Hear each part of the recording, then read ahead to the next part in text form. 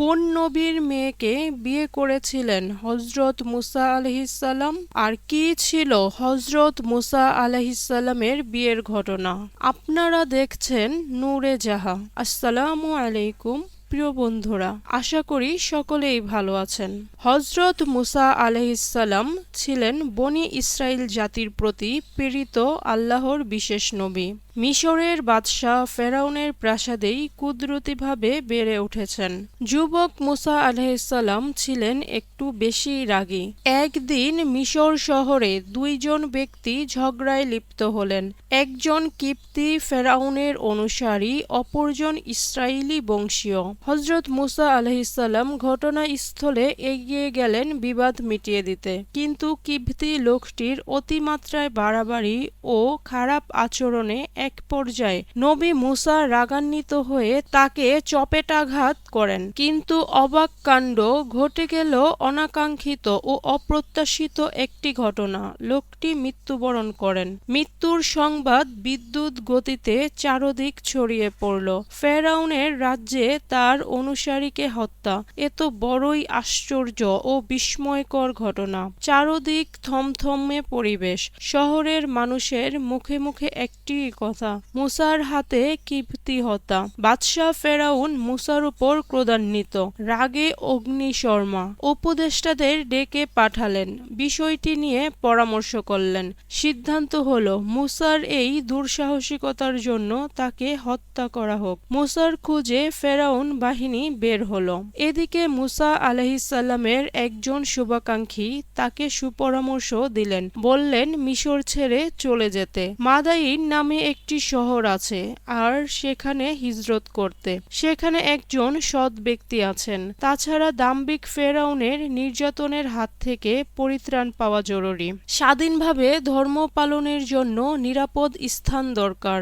মুসা আলাইহিসসালাম মাদাইন অভিমুখে রওনা হলেন। দীর্ঘ পথ ও পাহাড় সাগর পেরিয়ে মাদাইন শহর। পথ চলতে চলতে তিনি ক্লান্ত হয়ে পড়েন। তৃষ্ণা নিবারণের জন্য একটি কূপের নিকট গেলেন, কিন্তু সেখানে প্রচণ্ড ভিড়। রাখালের দল ও অন্যরা নিজ নিজ পশুপালকে পানি পান করাচ্ছেন। ভিড়ের মাঝে মুসা আলাইহিসসালাম দেখলেন দুইজন রমণী এক পাশে দাঁড়িয়ে আছেন, অপেক্ষা করছেন পুরুষের ভিড় কমে যাওয়ার। তারা তাদের পশুদের পানি পান করানোর জন্য এসেছে। মুসা আলাইহিসসালাম তাদের অবস্থা জানতে চাইলেন। রমণীদ্বয়ের উত্তর ছিল এরকম, আমরা পুরুষের ভিড়ে পানি পান করাতে সংকোচ বোধ করছি।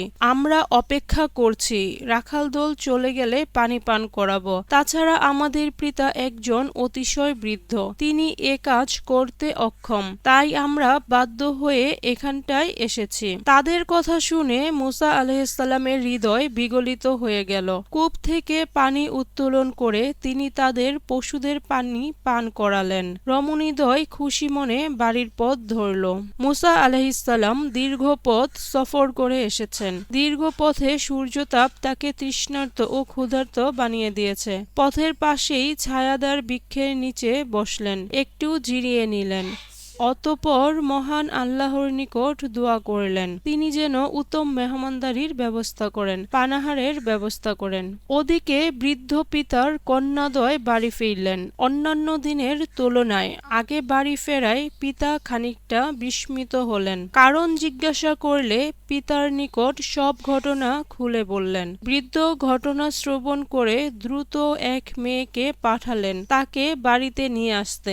অপরিচিত লোকটিকে ধন্যবাদ ও কৃতজ্ঞতা জানানো উচিত। মুসা আলাইহিসসালাম বৃদ্ধের দাওয়াত কবুল করে তার বাড়ি আসলেন, আতিথেয়তা গ্রহণ করলেন। পানাহার শেষে বৃদ্ধ লোকটি যে প্রস্তাব দিলেন তার জন্য যুবক একবারেই অপ্রস্তুত ছিলেন। সেই ঘটনা কোরআনে বর্ণনা হয়েছে এভাবে, স্ত্রী লোক দুটির একজন বলল, হে পিতা, পারিশ্রমিকের বিনিময়ে তাকে নিযুক্ত করুন। আপনি যাদের মজুরি নিযুক্ত করবেন তাদের মধ্যে উত্তম উত্তম যে শক্তিশালী বিশ্বস্ত। আমার এ দুই মেয়ের একজনকে তোমার কাছে বিয়ে দিতে চাই, এ শর্তে যে তোমাকে আমার এখানে 8 বছর চাকরি করতে হবে, আর যদি 10 বছর পূর্ণ করো তাহলে তো তোমার ইচ্ছা। হযরত মুসা আলাইহিসসালাম জবাবে বললেন, আপনার ও আমার মধ্যে এ কথা ঠিক হয়ে গেল। সূরা কাসাস আয়াত 26 থেকে 28। বন্ধুরা, এই বৃদ্ধ লোকটি ছিল হযরত সোয়াইব আলাইহিসসালাম। হযরত মুসা আলাইহিসসালাম সোয়াইব আলাইহিসসালামের কন্যাকে বিয়ে করেছিলেন। হযরত সোয়াইব আলাইহিসসালাম তার 2 কন্যা থেকে একজনকে স্ত্রী হিসেবে গ্রহণ করার নিবেদন করলেন। উভয় কন্যা থেকে যাকে পছন্দ হয় তাকে নির্বাচন করার সুযোগ দেন, তবে শর্ত হলো 8 বা 10 বছর বৃদ্ধের বাড়িতেই অবস্থান করতে হবে, পাশাপাশি পশুপালের সার্বিক দেখাশোনা করবে। এটাই হলো স্ত্রীর মোহরানা। মুসা আলাইহিসসালাম তার প্রস্তাব কবুল করলেন। মুসা আলাইহিসসালাম তার ছোট কন্যাকে নির্বাচন করেন, কেননা সে তাকে পথ দেখিয়েছেন। তার কিছু আচরণ ও ব্যবহার নবীকে মুগ্ধ করেছেন। উন্নত চরিত্র, লাজুকতা, নিজের সম্ভ্রম, আব্রুর প্রতি রক্ষণশীলতার কারণে মুসা আলাইহিসসালাম তাকে প্রাধান্য দিয়েছেন। সেই কন্যার নাম ছিল সাফরিয়া।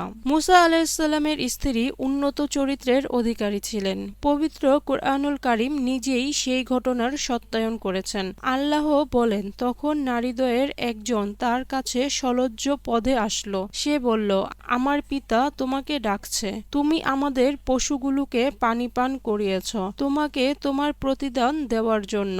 সূরা কাসাস আয়াত 25।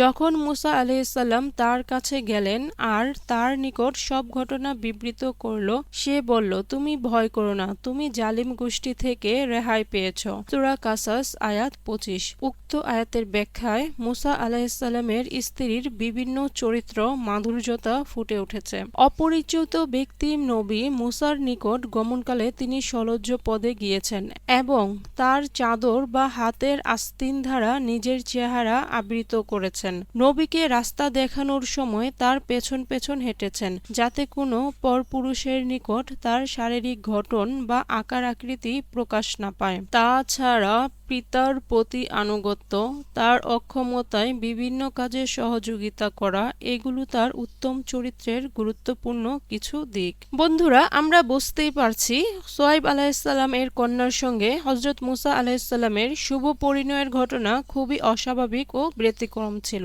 পিতা নিজে স্বেচ্ছায় কন্যাদানে আগ্রহ প্রকাশ করেন। 2 কন্যা থেকে পছন্দ মতো একটিকে বাছাই করারও সুযোগ দেন। মুসা আলাইহিসসালাম ছোট কন্যাকেই নির্বাচন করলেন। তিনি ছোট মেয়ের মাঝে বিশেষ কিছু গুণ ও উন্নত চরিত্রের চিহ্ন দেখতে পেয়েছেন। বন্ধুরা, আমরা সবসময় চেষ্টা করব যাতে আমাদের চারিত্রিক গুণাবলী উন্নত করতে পারি। বন্ধুরা, আমরা সবসময় চেষ্টা করব আমাদের চারিত্রিক গুণাবলী ভালো রাখার, কখনোই কোনো কাজে যাতে আমাদের চারিত্রিক দিক কলুষিত না হয়। আল্লাহ মালিক আমাদের সবাইকে হেফাজত করুক। বন্ধুরা, যদি ভিডিওটি আপনাদের ভালো লাগে অবশ্যই লাইক, কমেন্ট, শেয়ার এবং সাবস্ক্রাইব করতে ভুলবেন না। আশা করি সকলেই ভালো থাকবেন। খোদা হাফেজ।